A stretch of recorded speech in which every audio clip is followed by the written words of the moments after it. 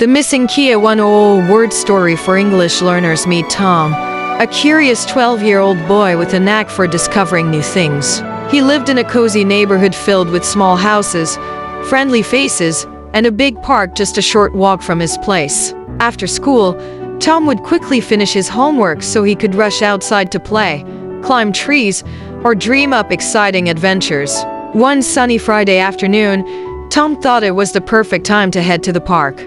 Before stepping out, he grabbed his backpack, filled his water bottle, and took a small silver key he had stumbled upon in the attic a couple of weeks earlier. Although he had no clue what it opened, he liked having it with him. It felt like a piece of a treasure hunt. Tom tucked the key into his pocket and made his way to the park. The birds were chirping, kids were laughing, and the air was fresh and green. Tom couldn't help but smile. The park always brought him peace and joy. He headed to his favorite spot, a massive old tree with wide branches and a sturdy trunk. Tom loved to sit in its shade, dreaming up tales of pirates, hidden treasures, and secret doors. Sometimes he imagined that the silver key belonged to a famous explorer on a quest for lost riches. Feeling adventurous, Tom carefully climbed the tree, one branch at a time. From the top, he had a great view of the park, the playground, the pond, the walking paths, and even a little hill behind the baseball field. After a while, he climbed down and settled on the grass. He played with sticks, drew little maps in the dirt, and pretended he was plotting a grand expedition.